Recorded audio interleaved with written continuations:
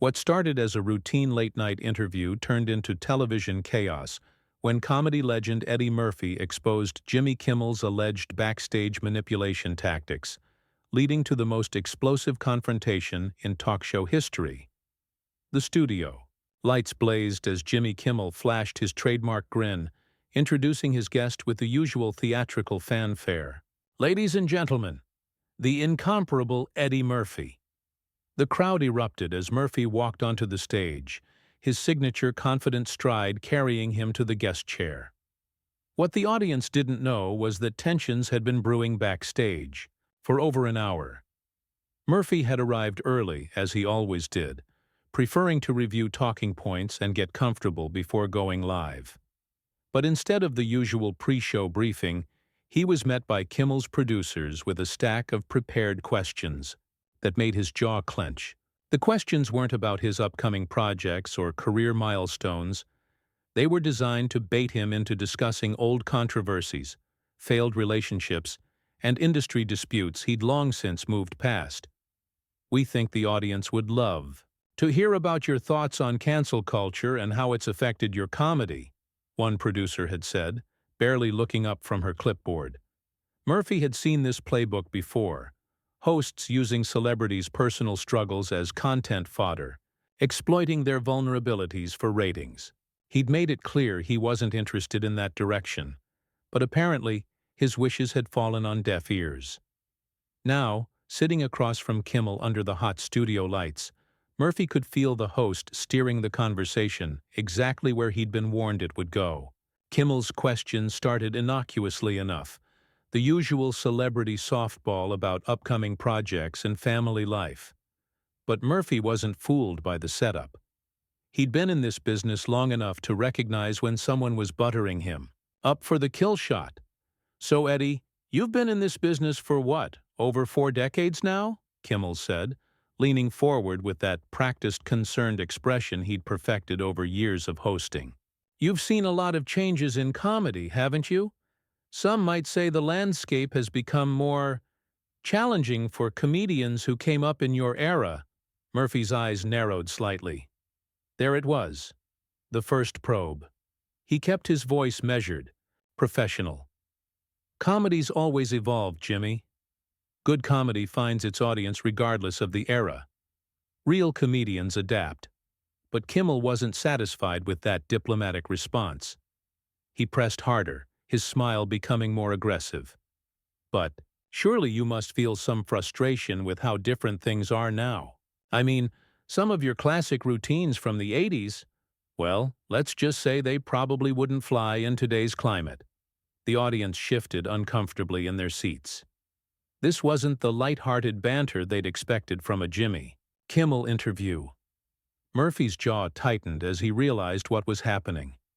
Kimmel was trying to corner him into either defending material from decades ago or throwing his own legacy under the bus for modern approval. It was a lose-lose proposition, and Murphy knew it was intentional. "You know what, Jimmy?" Murphy said, his voice taking on an edge that made the cameramen adjust their positions nervously. "I'm curious about something. Did you run this line of questioning by me beforehand? Because I specifically told your people I wasn't interested in relitigating comedy from 40 years ago." Kimmel's practiced smile faltered for just a moment before snapping back into place. "Hey, Eddie, we're just having a conversation here. These are the questions people want answered." "People?" Murphy leaned back in his chair, his expression hardening. "Or your ratings department? Because there's a difference between honest curiosity and exploitation, and you seem to have chosen your side." The studio audience fell silent. This wasn't going according to anyone's script. Kimmel glanced toward his desk, where his emergency question cards lay waiting, but Murphy wasn't finished. "See, here's what's interesting about your approach, Jimmy. You invite legends onto your show, promise them respect and professional treatment, then try to turn them into clickbait. You think because I'm sitting in this chair I'm going to dance for your audience and trash my own career for your entertainment." Kimmel's face flushed red. He wasn't used to guests who fought back, especially not with Murphy's level of star power and industry respect. "Eddie, I think you're misunderstanding. Am I? Murphy cut him off, his voice rising slightly.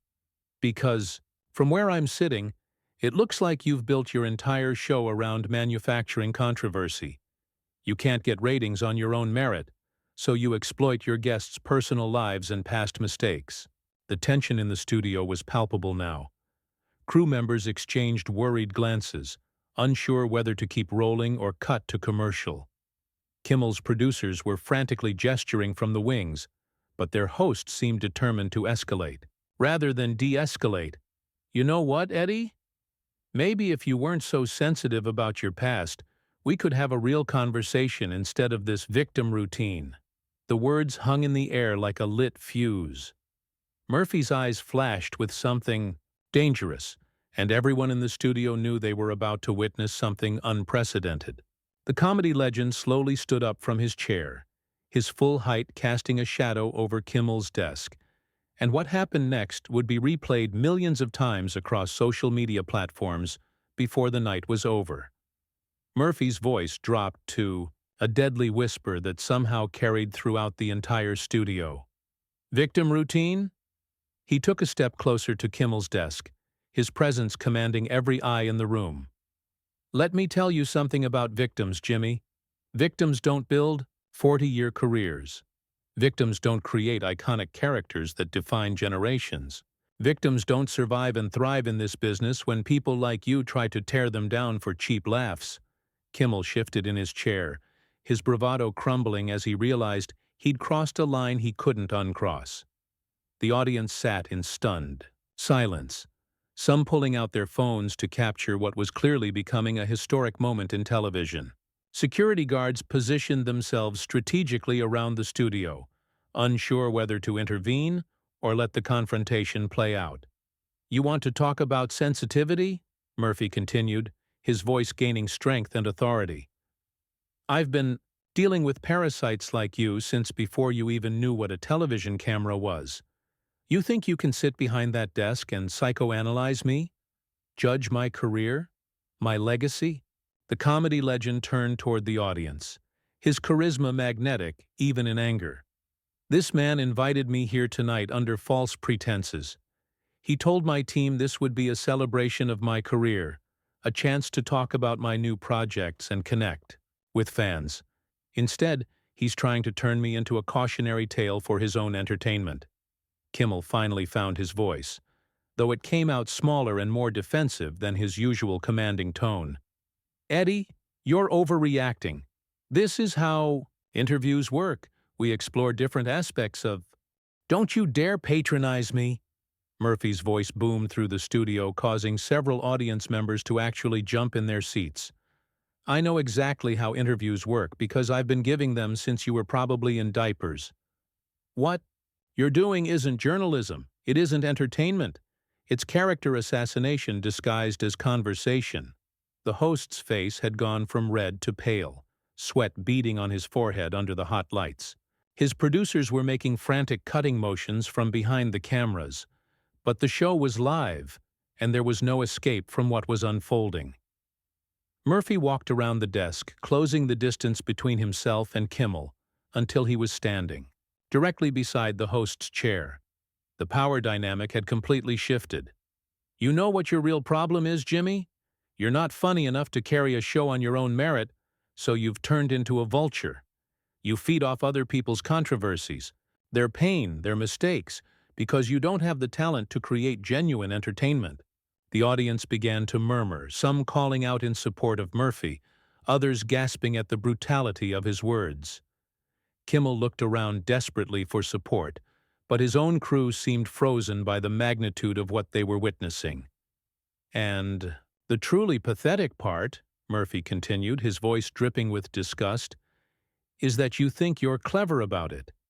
You think that fake concerned expression and that practiced sympathy in your voice somehow makes your exploitation acceptable. You're not a host, Jimmy. You're a predator in a suit. Kimmel finally managed to stand up, though he had to grip his desk for support. That's enough, he shouted, his voice cracking with desperation. You don't get to come on my show and attack me like this. Murphy laughed, but there was no humor in it, only cold contempt. Your show? This isn't your show anymore, Jimmy. This is my moment. This is where I expose you for what you really are. He turned back to the audience, his voice carrying to every corner of the studio. How many other guests has this man ambushed? How many careers has he tried to damage for ratings? How many people has he exploited when they trusted him enough to sit in that chair?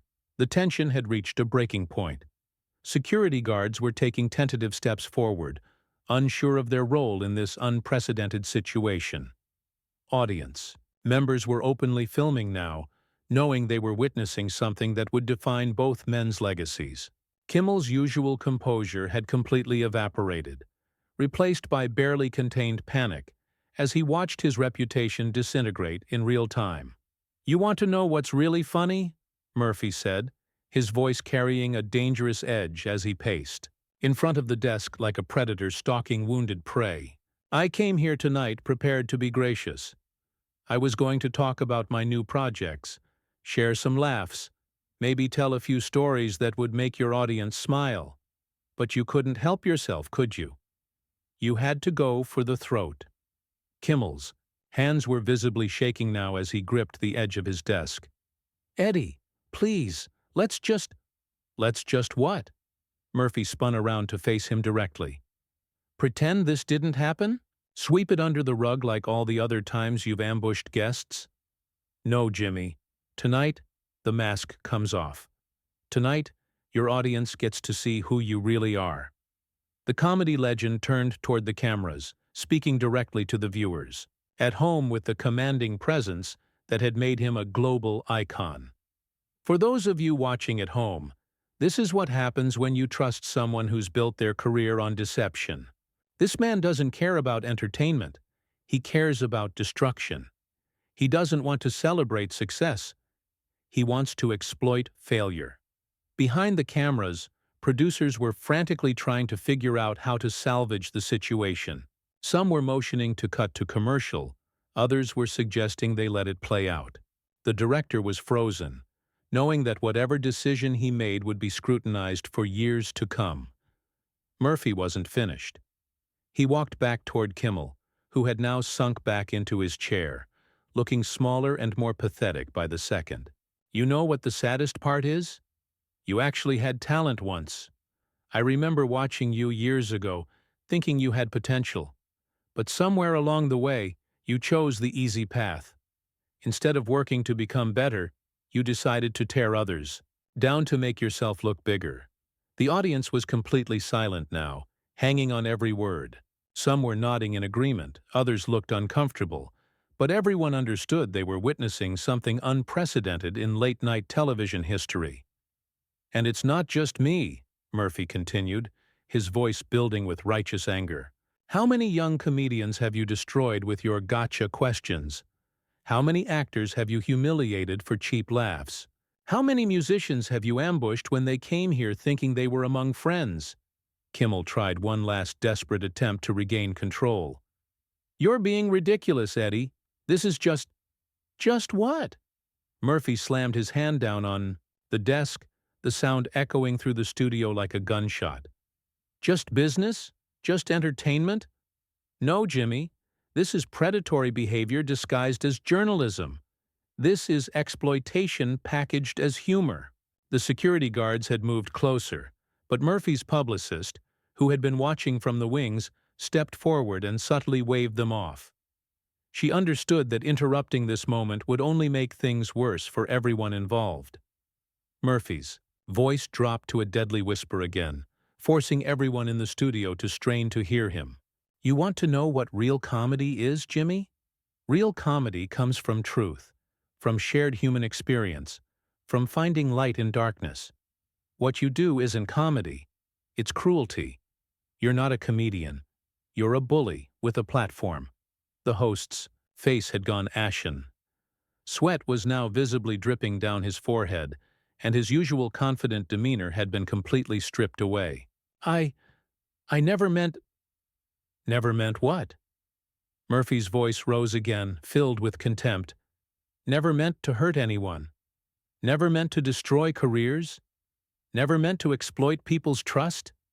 The road to hell is paved with intentions, Jimmy, and you've been laying bricks for years. Audience members began to shift in their seats, some getting up to leave, others leaning forward to catch every word. The atmosphere in the studio had become electric with tension, like the air before a lightning strike. Murphy began moving toward the exit, but paused and turned back one final time. You know what the difference is between us, Jimmy? When I make people laugh, they're laughing with me. When you make people laugh, they're laughing at someone else's pain. That's not entertainment. That's sociopathy. The words hit Kimmel like physical blows. He opened his mouth to respond, but no words came out. He looked around desperately at his staff, his audience, his cameras, but found no allies, no escape from the brutal truth Murphy had just laid bare. Murphy straightened his jacket with deliberate precision, his movements calm and controlled despite the fire in his eyes. This is what integrity looks like, Jimmy. This is what happens when someone refuses to be your victim. He turned toward the audience one final time, his voice carrying the weight of 4 decades in entertainment. Never let anyone exploit your trust for their gain. Never let anyone turn your story into their profit. The audience erupted. Not in laughter, not in polite applause, but in a thunderous standing ovation that seemed to shake the very foundations of the studio. People were on their feet, cheering, some wiping tears from their eyes as they witnessed what felt like justice being served in real time. The sound was deafening, drowning out Kimmel's desperate attempts to regain control. Eddie, wait!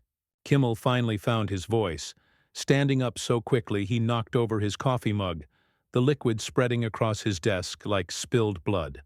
We can work this out. This doesn't have to— Murphy stopped dead in his tracks and slowly turned around, his expression colder than ice. Work this out?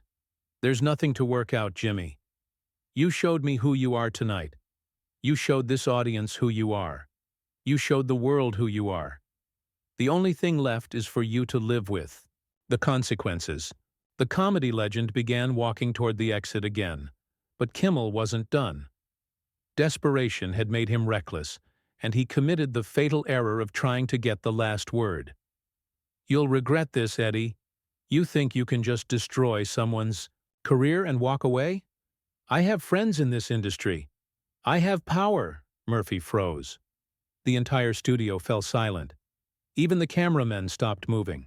The threat hung in the air like poison gas, and everyone understood that Kimmel had just made the worst mistake of his career. When Murphy turned around this time, there was something different in his expression. The controlled anger was gone, replaced by something far more dangerous: complete contempt.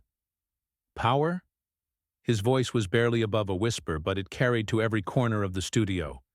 You think you have power over me? He walked back toward Kimmel's desk with predatory grace, each step deliberate and menacing. Let me explain something to you about power, Jimmy. Real power isn't threatening people. Real power isn't having to remind people you have it. Real power is what I just did to you without raising a finger. The audience watched in fascination as Murphy leaned over Kimmel's desk, his voice carrying absolute authority. You want to threaten me? Go ahead. Make your calls, use your influence. But remember this: I've been Eddie Murphy longer than you've been alive. I've survived studio executives, critics, rivals, and every other parasite this industry has thrown at me. What makes you think you're special? Kimmel's face had gone from pale to green. The reality of what he'd just done was beginning to sink in. He had threatened one of the most beloved figures in entertainment history, on live television, in front of hundreds of witnesses and millions of viewers. Murphy straightened up and smiled for the first time since the confrontation began. But it wasn't a pleasant smile. You know what's going to happen now, Jimmy. Tomorrow morning, every entertainment news show is going to lead with this story. Every social media platform is going to be flooded with clips of tonight. And everyone is going to see exactly what kind of man you really are. He gestured toward the cameras that were still rolling, capturing every moment of Kimmel's humiliation. You've just ended your own career, and I didn't have to lift a finger. That's real power." Murphy turned toward the exit one final time, his dignity intact, his reputation enhanced rather than damaged by the confrontation. As he reached the backstage entrance, he paused and delivered his final words without even turning around. "Good luck with your career, Jimmy. You're going to need it." The studio erupted in chaos as Murphy disappeared backstage. Audience members were cheering, taking pictures, calling friends and family to tell them what they'd just witnessed. Kimmel stood frozen behind his desk, his career in ruins, his reputation destroyed, unable to process the magnitude of what had just happened. Security guards finally moved in, not to escort Murphy out, but to protect Kimmel from his own audience, who were now openly hostile toward their host. Producers were screaming into headsets, trying to figure out how to end the show, how to control the narrative, how to salvage anything from the wreckage. But it was too late. Within minutes, footage from the confrontation was spreading across every social media platform. Eddie Murphy's Kimmel was trending worldwide. News outlets were already preparing their coverage. The entertainment industry was buzzing with reactions, and they were all in Murphy's favor. Jimmy Kimmel's career was over, destroyed not by scandal or controversy, but by his own arrogance and cruelty finally meeting someone who refused to be victimized. Eddie Murphy had walked into that studio as a guest and left as a legend who had just delivered one of the most devastating takedowns in television history.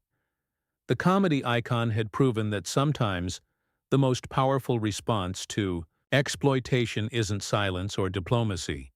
It's the truth, delivered with the full force of decades of experience and integrity.